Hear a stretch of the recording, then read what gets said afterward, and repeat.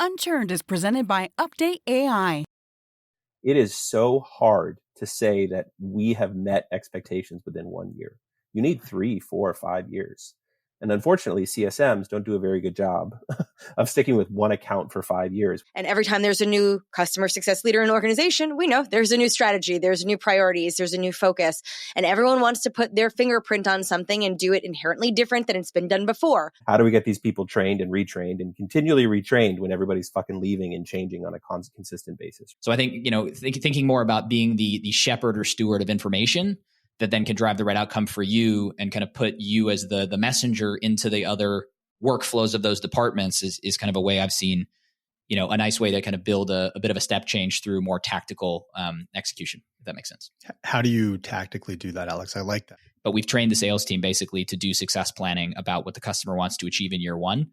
From a statistic perspective, we 6x'd our average contract value with this motion, and our win rate went from like 20% to 33% once we implemented it. But again, right? But it's a total time suck adventure, bridge to nowhere. I think for a CSM to be really chewing their teeth on that.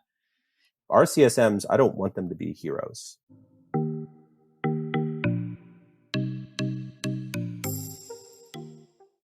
Ooh, hello, everybody. It is Eclipse time, not for our listeners, but for us, the hosts. We are all here.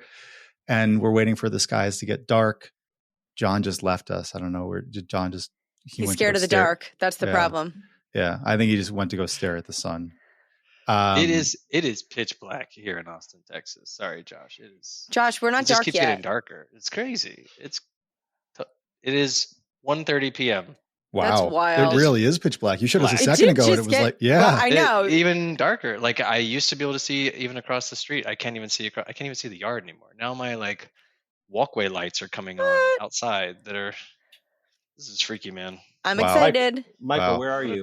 Well, you know what? Listen, we've actually we've conditioned our listeners who are now our guests to derail us. They're so used to Kristi and John derailing the conversation with non sequiturs that Michael's just jumping in and going into I invited him details. here for the BS. I love it. He's all about the BS. Michael, I invited Alex you here for some CS. Alex can be here for the CS. Oh, yeah. I'm here with for both, with a side of BS as well. Yeah. No, we were talking about how we prefer the BS, Josh. I think, Kristi, you were saying we should rename this BS and BS, but that was that was or your just joke. BS. Just BS. That's more succinct. That's true. That's good. Marketing. Nailed it. Straight up BS. John, what are you working on right now? Your face, you're either you farting or you're working on something very serious. Yes, you're back. Your audio is back, John. Jesus Christ, everybody. Well, peace be with you. I'm going to introduce. So I'm Josh Schachter, founder and CEO of UpdateAI. I have with me today Kristi Faltorusso, my co-host extraordinaire, and John Johnson. John, you going to say hi? Hey, guys. Hey, cool. I wasn't allowed to say hi. No, because then it becomes, hi, I'm Kristi Faltorusso. Okay. I've built my career over the last 12 great. years. Okay, we have two more friends on today. Let's introduce them. Okay, so we've got two friends. We have Mr. Michael Forney. Michael is the VP of CS at Responsive. Michael lives in Austin, Texas, which is why he's getting the Eclipse a little bit before we do. It is full on nighttime. Reporting live. Cannot see. Reporting live from the dark. Crazy. I've been through eclipses before, but nothing like this. I was like, it's not going to get that dark. No, this is like full on nighttime. If you think about it, like 200 years ago, somebody would have been accused of being a witch if this were to happen. Yeah. Do you know, like this, like I feel like a witch. Well, you'd be my guest too. And then we also have Alex Farmer from the other. Yeah. So we've got Michael's behind us because John, Kristi, and I are East Coast. And then Alex is way ahead of us, 5 hours ahead in London. Did you already have your Eclipse time? We're actually Eclipse free. So my Eclipse is free. Okay. We're Eclipse free since we were Eclipse 3 since I want to say 2013. It doesn't rhyme, but I did see a solar eclipse here in the UK back then. But our eclipse it's just dark. It's 7:30 p.m. So it's dark. Michael, me too. It's dark. Wow, super cool. But there is life after the eclipse. We are going to survive. Maybe. You'll let us know, Michael. Let us know. Yeah. If you cut off. Or if you start ascending into heaven. The purge, total eclipse. Pretty sure that's not where I'm going, but I'll let you know one way or the other. Yeah, please do. That would be good. So just to round out Alex's intro, Alex Farmer is the CCO and CRO of Nezasa. Did I get the pronunciation of that right? Yes. Let's go with yes. Okay. Yeah. That feels like a no. Yeah, plug it. No, well, I'll tell the long story that nobody cares about. I say Nezasa because I have an obnoxious American accent, but we are a Swiss-German-based company in Zurich, and they all say, I won't do the accent, but they pronounce it slightly differently due to the locale that they're from. So it's however you want to call it. Need to hear it. Do they pronounce it in a very firm, adamant way? Like, yes. Nezasa. Sure. Yes. Let's go with that. Okay. You did great. Oh, okay. Good job, Josh. It's also pleased to be here. I am German. I have a German passport. I have license to say those things. Well, yes, and I don't, to be clear. So that's great. I'll be here to correct your pronunciations throughout the session today. So thanks. Thank you. So we actually so Michael and Alex are very kindly filling in here, and well, they've leveled up. They've helped us level up here, and I'm not just saying that. We were going to have a different guest on for today. But she bailed on us this morning because she had promised her daughter that she would take her to go see the eclipse. Which is the right thing to do. Which is, yeah, I guess. Hey, it's the right thing to do, Josh. Yeah. It's okay. Eclipse is not as important as Yeah. But so then we had these guys fill in for us. And it's great because we've got some really cool stuff that I want to talk about with both of them. So, we know that this is a tough year in CS for everybody. All leaders are being pushed and stretched and pulled and tugged and poked and pried. And so you've got some pretty concrete and challenging goals in the organization. And I actually want to ask you, I probably could have asked you this before pressing the record button, but wanted to ask if you'd be open to sharing some of the stuff that you're focused on right now. And then we've got some CS leadership extraordinaires here, plus myself, and maybe kind of can talk through some of the stuff that you're going through. Yeah, I would be happy to, and thank you for inviting me here. I feel honored and a little starstruck seeing each of you. Don't let it go too much to your heads, but at least some. You guys are famous on the CS circuit. Among the 5 people in this room, we are well known. And our 7 listeners. We're all each other's biggest fans. It's just really just this kind of Please continue.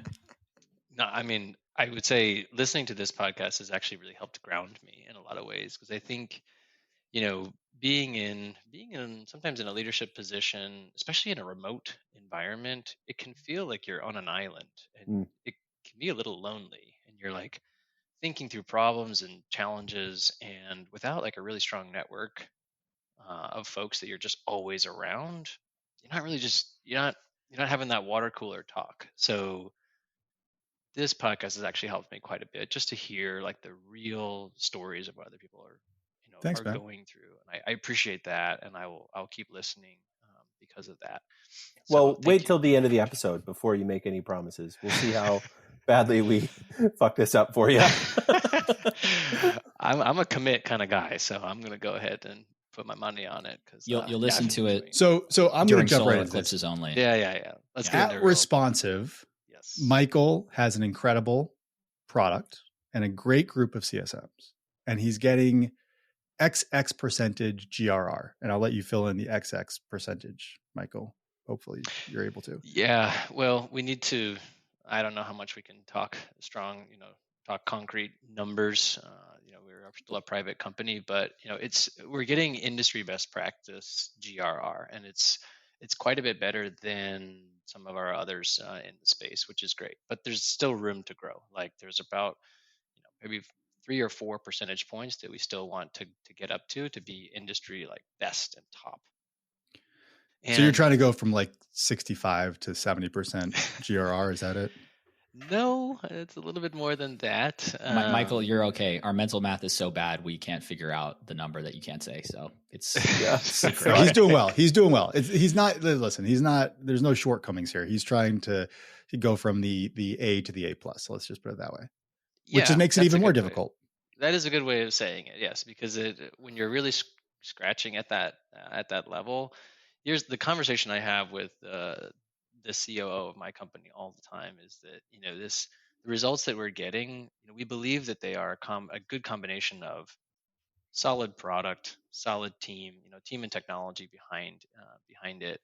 But what others in this space, at least this is what we're finding, others in this space are getting similar results with kind of like what we call a hero CSM team. Like they're doing everything and a little bit of everything. But in order to unlock the remaining, 4 or 5%, we need to work really cross-functionally and achieve like the mission, the company mission of customer success. It's not just the department's mission of customer success. The whole company has to do it. So the product has to be working, the team has to be working, the onboardings have to be great, the marketing has to be good, like everything has to be well orchestrated. So I don't have all the solutions. That's why I'm here actually, to find out, how are others in this space really working cross-functionally so that you're not just using your own tools in your own toolkit, but you're leveraging the power of the entire company behind the mission of customer success to really pull off those expert numbers.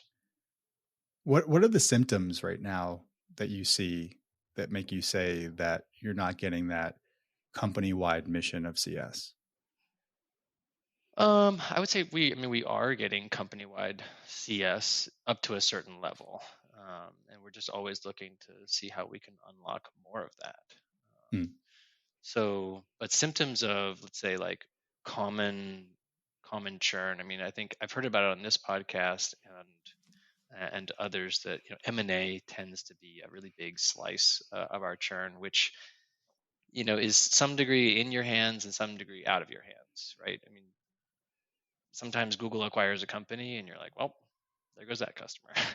And then other times you can actually defend because you can have materials and assets prepped in advance to help show like why you are the right company for the expansion, for like a multi-business enterprise, things like that. We have some customers that end up just we call it going manual. They just do what they do the hard way. So we have quite a bit of that. I think, we have the same symptoms that most other companies have, which is M&A is a big slice. Customers are just going to cut the cost and go manual and just eat it on like, they know they're not going to get as much productivity out of it, but there is more of a tangibility on their P&L sometimes when they can just knock some software off. Beyond that, I think we have a real challenge with customer turnover. We invest all this time and effort and money into onboarding and training a team, and then they get another job somewhere else. And sometimes it's all of them who leave, over the course of like, let's say 2 years. And so we have to Has that become worse in the past 9 months? Are people getting riffed now? Yes, definitely. We sell into a lot of proposal management groups, and unfortunately, proposal teams are often, put on riffs, even though we believe they should not be. They're contributing directly to revenue, and they're operating at extreme efficiencies. But yeah, it does happen. So sometimes it's nice because they'll move to another company and they'll bring the software over there. But we deal with that challenge quite a bit. So we're aware of some of those challenges. It's just like, okay, we have to like pay attention to them, find them, discover them, and then put the motions in place to be like, okay, we have to like put a program in place for those things. I'm not giving you any answers here. I'm just no. Listen, this is therapy. You answered the question that Josh asked you, which was, what are the symptoms of what you're seeing, and what are you trying to solve for? Yeah. So who's got the crystal ball on that? Like, this is like therapy. Basically, you're just going to keep talking yourself into the response, and then you're going to just be enlightened by the end of this. So how does that make you feel? Yeah. How does it make you feel? No, but the other good thing is, by the way, Michael, like even if we get nothing out of this, our listeners will, because it shows that there's many people out there that have the same challenge, right? So you are, totally. Yeah, you're making others, I'm sure, feel very like comforted right now in having these other similar challenges. I could ask you, like, what do you think is the answer? Like, what would be your magic wand as a next step? That is a great question. I don't know what the magic wand answer is. And I don't think there ever is a singular silver bullet to anything. Everything is just, it's a giant it's a giant Lego construction. There's different pieces, different colors, different sizes of things to make the whole masterpiece look like something. So I think what I'm most interested in hearing, we can talk all the day long about like, oh, you need to work cross-functionally. And I love asking people like, okay, what does that mean? Yeah, what does that mean? what does strategy what mean? meetings are you having? What is the topic of those meetings? Who are you meeting with? And like, what is the frequency of those sessions? Those kinds of things. I love getting those kind of tangibles because it helps me a lot. We have some good cross-functional, I would say we have good cross-functional engagement. We do a bi-weekly here to talk about customers who are either at risk or have some sort of significant thing happening, either something very good about them or something very challenging, and then we go through our like churn forecast, renewal forecast, all that kind of stuff. We do review all of that, and we have a lot of new players at our company, particularly in our customer marketing function, which I think is a big piece that is probably one that we can really lean on in the next 12 to 18 months to help us amplify the right messages to our customers, because I think that's probably one area where we could use some development. Is a lot of the communication that customers receive is one-to-one communication from CSMs, but again, it only goes as far as what the CSM can produce, and it would be better if we can be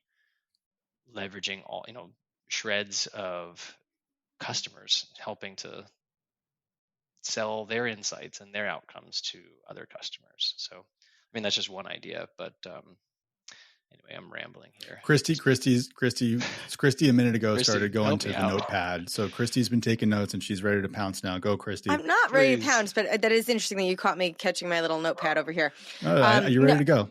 No. Okay. So I would say, listen, there's always going to be a laundry list of things that we're going to see, right? And the ones that you all rattled off are ones that we are like at Client Success, things that I struggle with as well. M&A is our largest challenge because our ICP of who we sell to, those companies are ripe for being acquired, right? And I've navigated M&A when the companies I'm supporting are the companies acquiring other businesses, when those are growth strategies and those are growth motions for us, right? Are we getting enough value from the parent company that we can now penetrate these subsidiaries or these sister companies or whatever, depending on the model?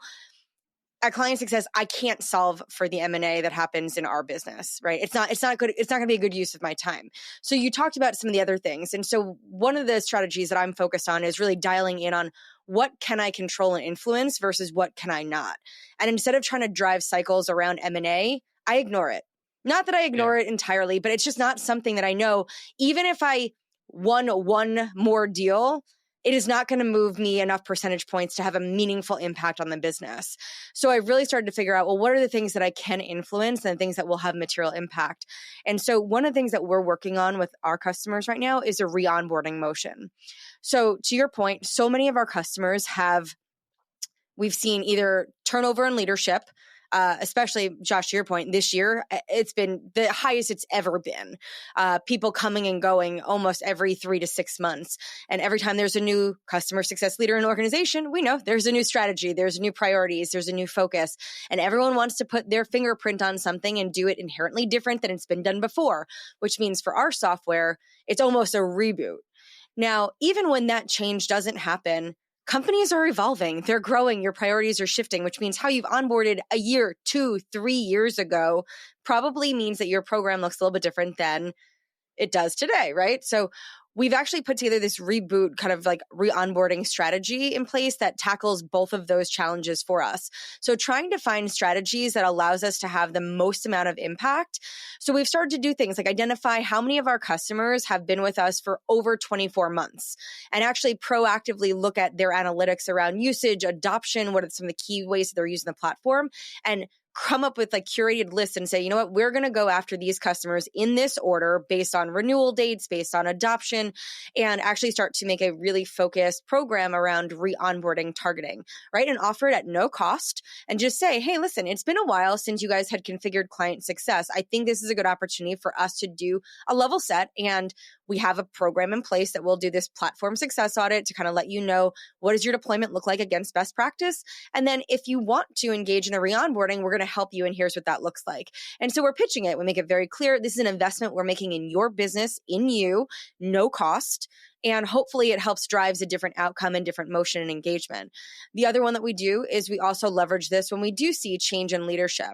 And so sometimes it's right away, but we do know that a leader's got to come in and probably spend the first 3 months getting their bearings and start to figure out where they want to prioritize. So day one, I'm not pitching it to them, right? So it's also sequencing that appropriately, where we build a relationship. Maybe the first couple of weeks, we know that they're there, and then come back a couple weeks, maybe a couple months later and say, now that you've gotten yourself situated, we'd love to have this conversation, and here are some of the things that we can offer to help ensure that your deployment mirrors your strategy and not the one that was there before, right? If obviously that's not the one they want to deploy.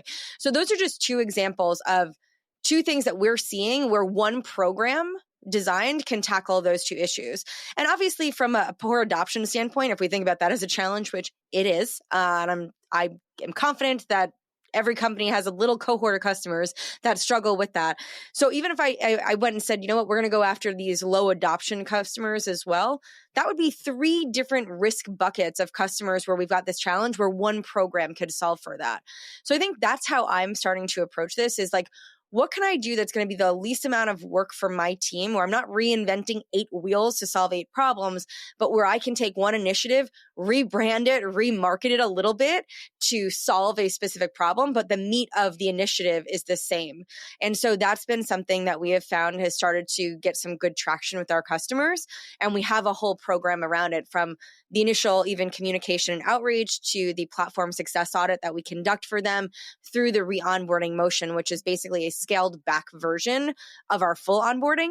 But we do let them know, if you want to go through a full onboarding and you want to start from scratch, that's an option. And so we give them these kind of like, choose your own adventure. But again, it's one program kind of rebranded a couple different ways, solving for these different challenges. And so I've found that that's been the best way for me to tackle that. And obviously these things do require cross-functional support, right? Because sometimes it's product, sometimes it's marketing will help me with that, right? So it's also, how do I lean into the different teams? So to your point with cross-functional collaboration, this isn't one where I leverage my sales relationship that much, because these customers are already customers and our sales team is just new logo sales. But if you did work with the sales team on upsells, cross-sells, expansions, anything like that, pull them into this as well, because these initiatives could yield, again, additional upside if that's how your product is sold.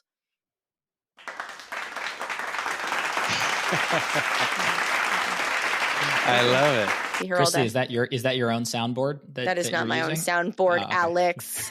I don't cheer. Well, actually, I do cheer for myself. I am my biggest cheerleader. I only asked you because I brought my own as well, so I was about to hit the air horn, but that's okay. Can I just jump in here quickly, because I think a lot of great insights I agree with, especially on the M&A point. Just to double down on that quickly, if your CS motion is demonstrating value, showing outcomes to the customer, it's your best defense against M&A. So investing the time in kind of the standard CS motion is your kind of moat, let's call it. And I think there's also something to be said for, if you kind of accept it as churn, and when I present it to boards, I'll separate it out and call it non-regretted churn. Makes the number look better. But and I'm surprised at how, please mute now, board members, but I'm very surprised at how often they don't challenge that in my experience, which I find quite interesting, but that's okay. And because, you've already kind of written it off and you're investing in activities that provide more value, giving it to the sales rep is kind of like a Hail Mary. Hey, put it in your pipeline. I'll support you, but it's your deal to manage and run. And, best case, you get 25% of those M&As back and they get some big commission, then great. Right. But it's a total time suck adventure, bridge to nowhere, I think, for a CSM to be really chewing their teeth on that. And I think the other point, Kristi, from the onboarding program that you mentioned is really important, because I think, Michael, you talked about the hero CSM, and obviously for those customers with low adoption that could use re-onboarding, that's going to be where the hero CSM spends all their time not doing customer success work to try and get to a position where they can earn the right to talk about business objectives and outcomes. And in this way, you can kind of ring fence. And Kristi, I'm assuming you have a separate onboarding team. That could be an incorrect assumption. That's an incorrect assumption. I wish. Soundboard. Womp, womp, womp. Okay, yeah. Mm-hmm. Yeah. No. Okay. Right, fine. But I think similarly, though, at least you're differentiating to the customer, like this is onboarding phase and this is not onboarding phase, so that you don't kind of get sucked into the let me be your technical liaison, partner forever. Just a few more things on the cross-functional challenge that you mentioned. I think the way I like to think about this is kind of like where, if the customer's at the center of the organization, customer success plays a key role in injecting customer information into other departments, right? Whether it's customer marketing, who can do advocacy, you're injecting kind of something that the marketing team needs, right? Which is going to help them generate more leads, et cetera, et cetera.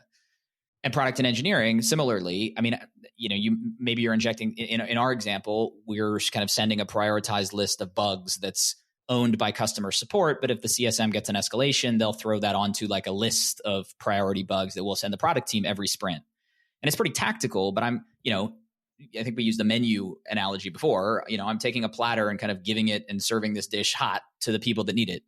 And I think for me, I've always seen a much more success in thinking really tactically about like, how can I make this 10% more customer centric based on what you as a team needs, product, engineering, sales, marketing, as opposed to kind of the all hands, let me tell you about all these red accounts meeting, which can kind of be, a meeting with 60 people on it when nobody's really listening.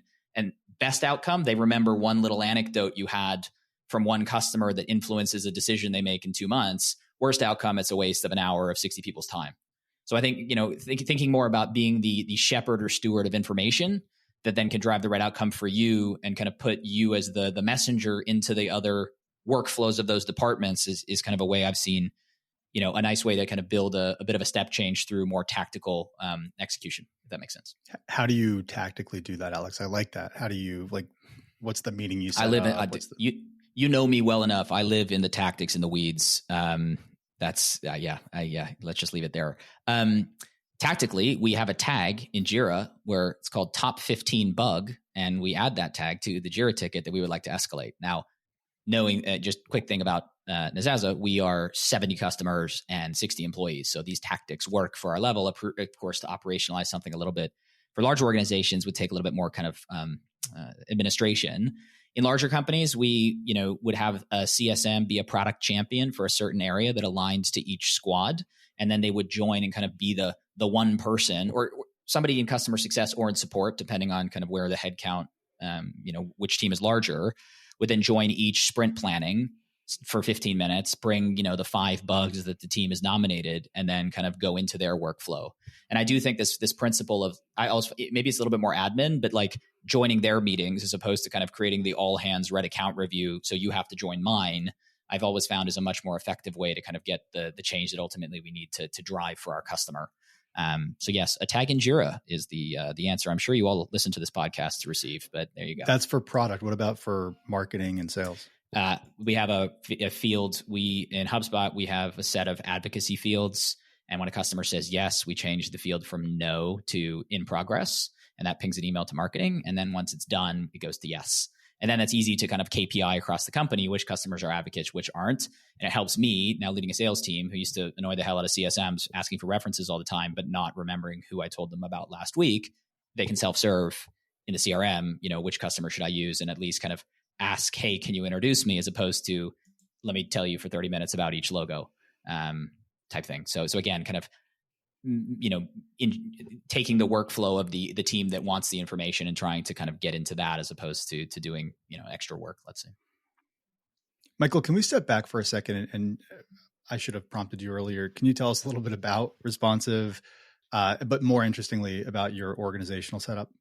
Sure. Yeah. So Responsive is a platform to help companies put the best, most accurate, most relevant information in front of the people who need it most, who need to respond to inquiries to their companies. So a lot of times this is going to be pre-sales organizations working on things like RFPs, RFIs, RFQs, DDQs, et cetera, or security teams, responding to security questionnaires, those kinds of things. So it has a broad application, and it does go pretty wide across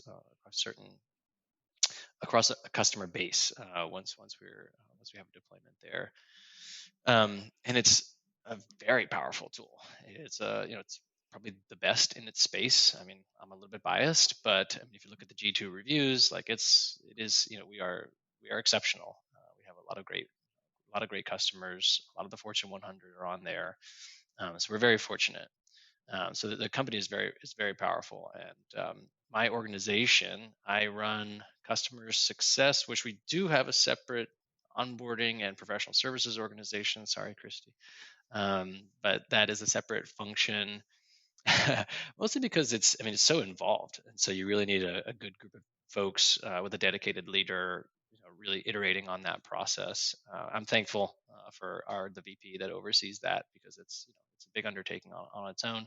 So I oversee all the customer success managers, a CS ops function, as well as all of our customer support, which is all based overseas, offshore.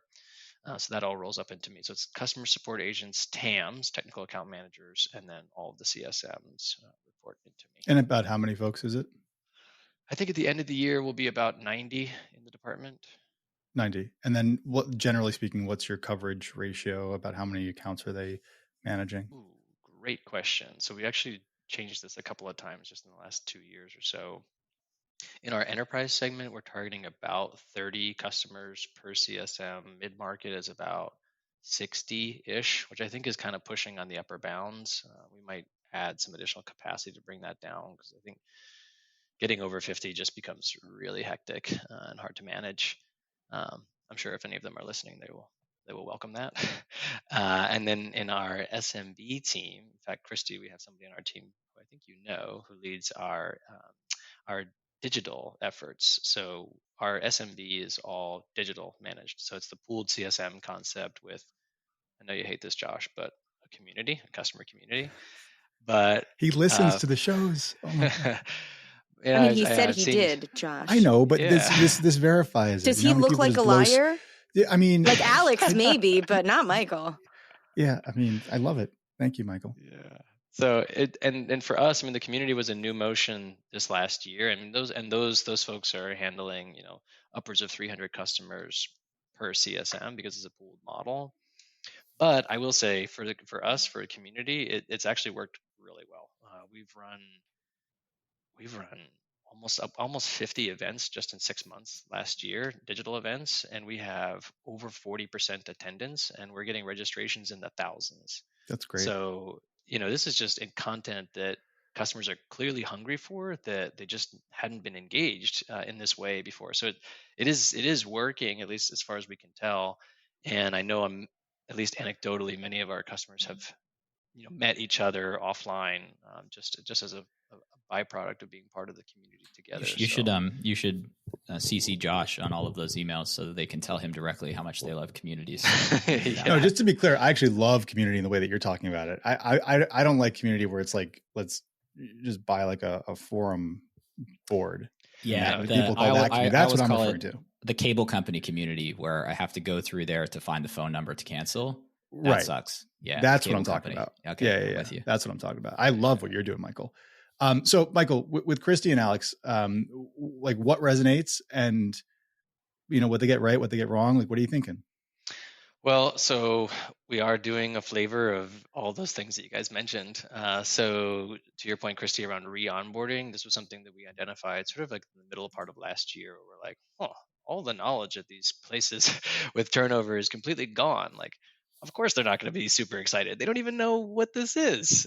So we did invent what we called a PS SOS boot camp, where we can send customers back through that, which is exactly what you described, Kristi. It's a watered down version of an onboarding, so that they, we can get them, I like to say, re-romanced on the platform, because like they don't know what this thing is, and so we have to get them interested and excited about it. And that's been, I think that has been good. We're just about at a good enough time where we can now pull the data and see like what happened. We put them through a 2 or 3 month program. Where's their data now? So it's on my to-do list to go see if it's actually working. But we believe that it is, and we're going to keep doing it because there's an obvious gap for it. And if anybody comes to you and says, "Oh, I inherited this tool from so and so who left the company," and you try to get them to pay to learn it, good luck. They're going to tell you to take a hike, and they're going to go get a free onboarding from another vendor that they don't have to pay for. So anyone out there thinking that you can charge a customer for re-onboarding with a brand new team that doesn't know your tool, don't do that. They're going to walk away. I've seen that. Alex, you're shaking your head. Maybe not every time, but I just don't see, like, if I was told, oh, you have to pay to figure this thing out, I'd be like, no, I'm going to go get a free onboarding from someone else because I don't know if I'm even excited about your tool. Yeah, I think it depends on how nice to have or like ingrained the tool is in the business. I mean, I've worked in, and I think this is the CS BS bingo. It depends. There you go. Ding, ding, ding. Because I mean, for us, we're a commerce platform. So to rip us out, you have to turn off your business. HR tech, obviously, you stop kind of your HR operation. So I've always found it in companies, more where it's easier to migrate. Absolutely right. And I think sometimes, I've been guilty of relying too much on the fact you can't cancel me.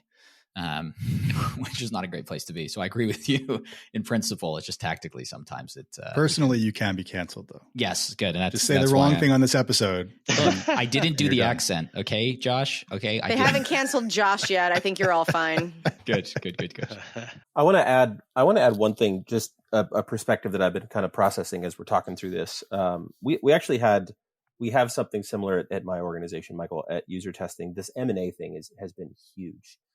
We recently were merged and acquired, and our customers are going through these substantially. If you don't know, we're in UX research and design space. So we're not necessarily like a nice to have or a need to have. We're kind of somewhere in like the liminal space between that. We also don't necessarily have people like logging into our platform every single day. So like our stickiness metrics are a little bit trickier. There's a little bit more like higher level kind of thinking that we have to go into. And when I was looking at like our key accounts, which are some of our bigger groups within our customer base, we, of course, I love this onboarding. We implemented something very similar I'm pretty sure Kristi and I talked about this 2 years ago, is how do we get these people trained and retrained and continually retrained when everybody's fucking leaving and changing on a consistent basis, right?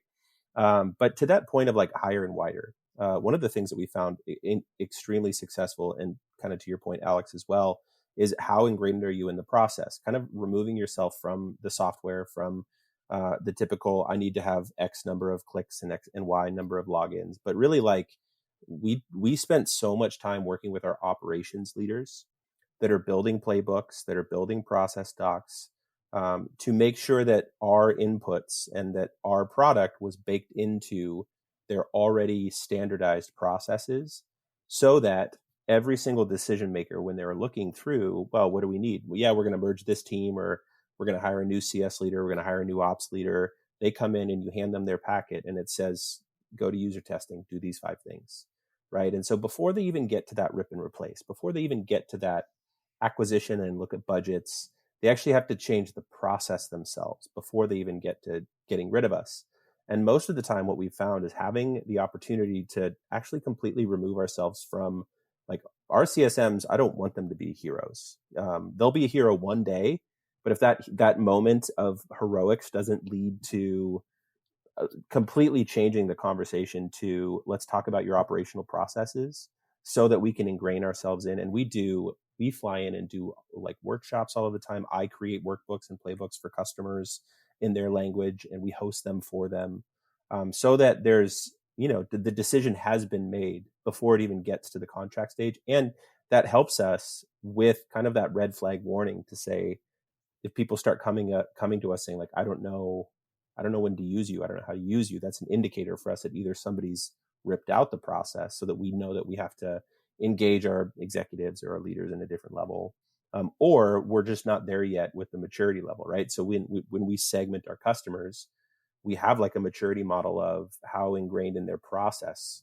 is not just user testing, but the outcomes that they solve with our platform. So it's not even, it's higher than just goes in and uses it. It is the things that they're doing within our platform is changing the behavior of our customers in the long run. Something you said earlier, though, Josh, you said you were going into accounts, and I know you were visiting a customer a couple of weeks ago up in DC. That is a big motion for us now. I mean, in the post-COVID world, I think we've been slow to get physically in front of customers, but every time we do it, it's like fireworks.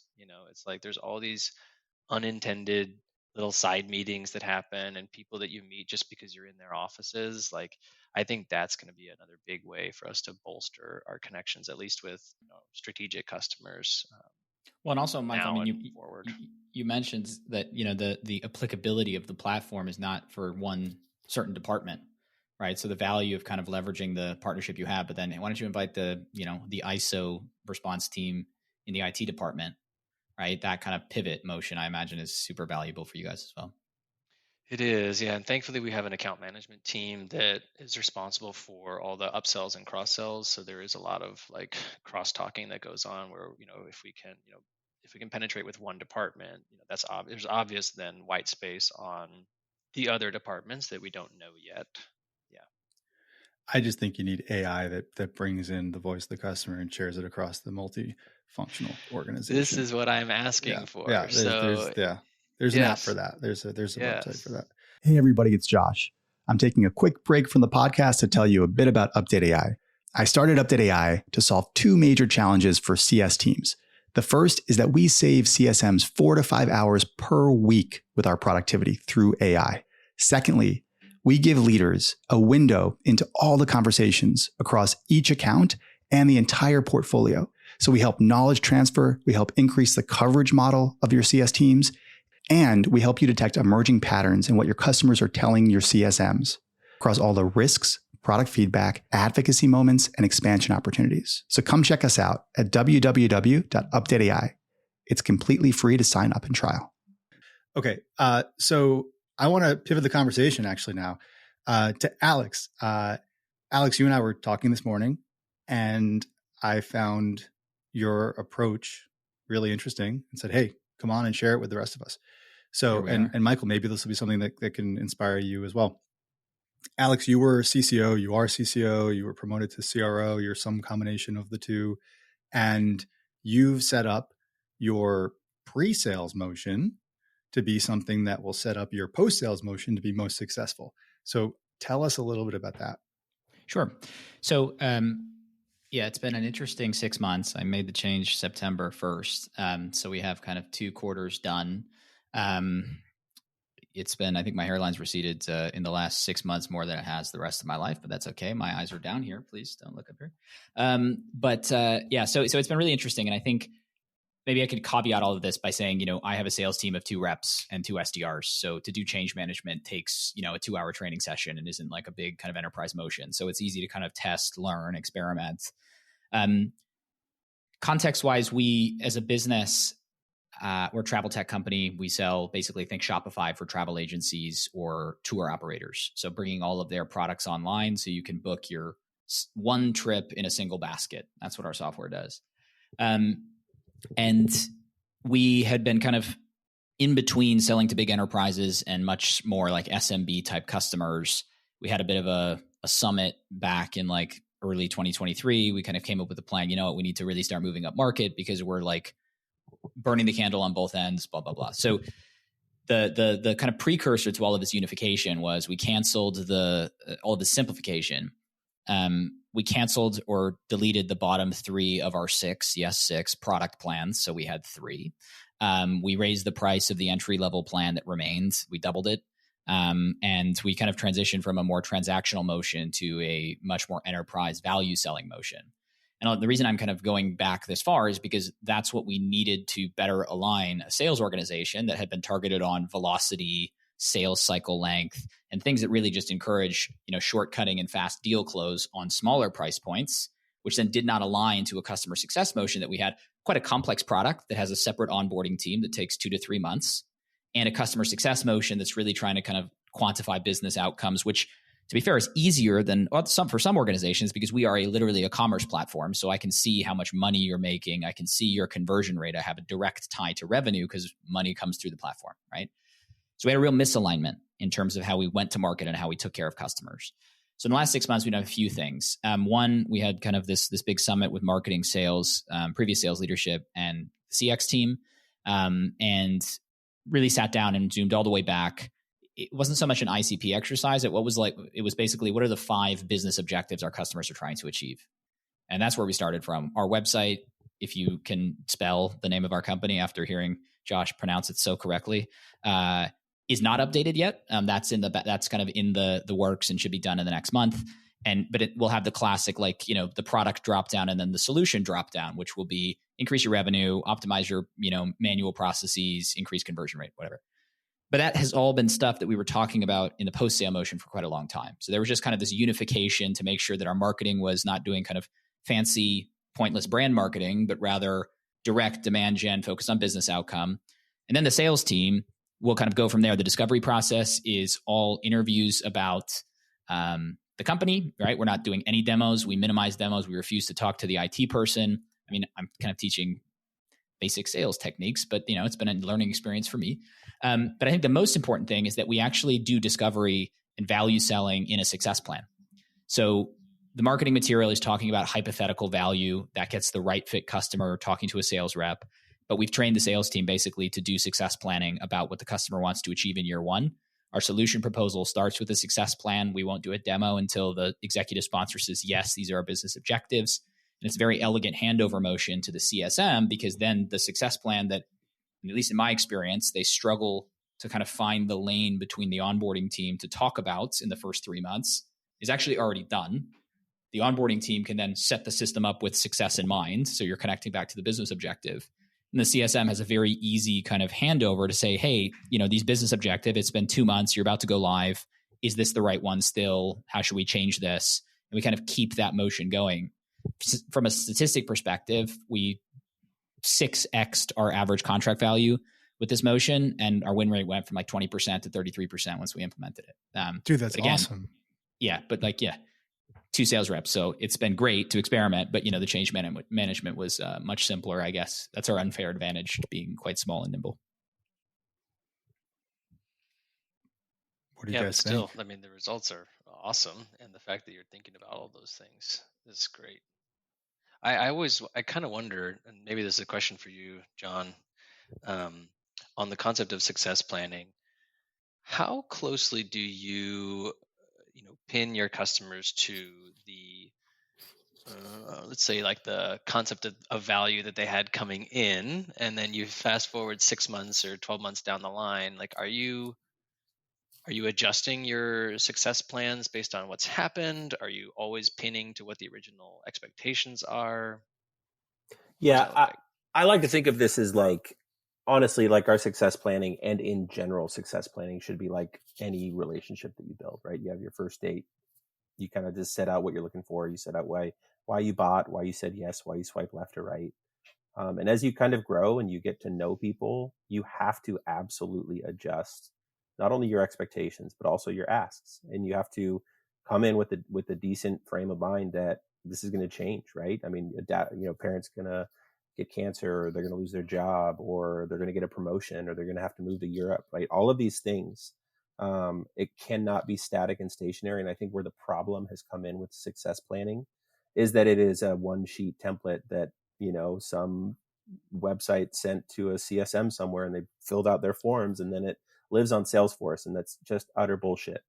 The truest form of a success plan is aligning on a daily or whatever cadence basis you can with the outcomes of their business, not with what they are paying you to do, right? Because we are a conduit for the businesses that we are supporting. And that's a broad statement. There are some particulars and specifics that we can really dig into. But if we are not calling success and defining success and requiring success that doesn't drive their outcomes, meaning if Amazon's your customer, it's attachment rates in shopping carts, or it's AWS shard configuration, or whatever they're doing, right? If you're not aligning with meeting those expectations, then your success plan doesn't matter. You cannot build something that will drive to durable or sustainable growth unless you are actually aligned with what those are. So my QBRs, or as Kristi has literally taught me, customer outcomes reviews, CORs, it is saying what's changed in your business.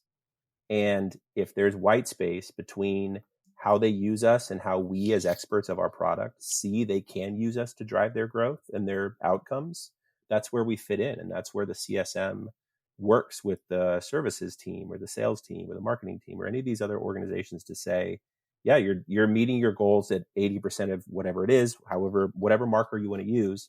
But did you know you could be doing X, Y, and Z? Here's a case study. Here's a webinar. Here's a workspace. Here's something that we can do that will actually, like, because I know your business.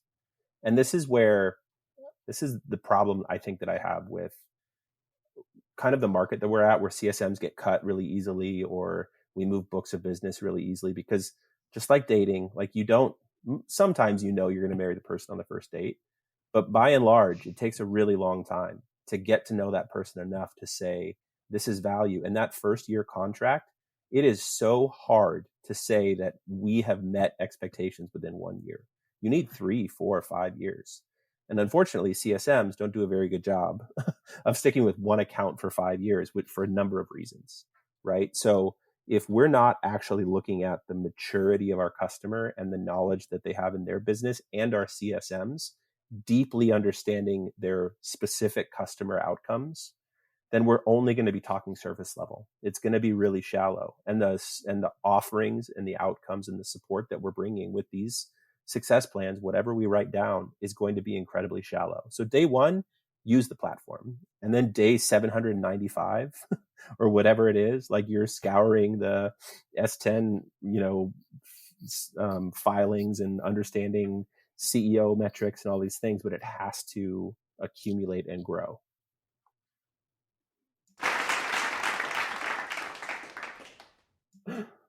Also, Kristi's dog is in the YouTube for those of you watching. Charlie. Hey, I think that my neighbor's dogs are making a lot of noise because it looks like the eclipse is probably hitting us in the next few minutes. Yeah. So wow. All the neighborhood dogs are barking, and so she's having a little bit of a freak out. All right, we're going to wrap it up on that note. We're going to go watch the eclipse. And I really like this format. Michael and Alex, thank you for joining us. Like, Alex, some really cool stuff that you're working on and growing Nezasa. I'll say it normally. Yeah, hit the applause for that, man. You nailed it. You hit the applause. Yeah. Totally nailed it. And Michael, the strongest leaders are the ones that are expose themselves and make themselves a little vulnerable and want to grow and learn. And that's what you did. And I really appreciate it. Sounds like you guys are already crushing it, but I appreciate your coming to us and letting us talk about the topics here today. So, John, this is kind of the format we wanted to do, right? This is what we were talking about. This was a good first. Wait, you guys had to talk without me? Yeah, we did. We'll fill you in later. Yep. Awkward. Okay, guys, have a great week, everybody. All right.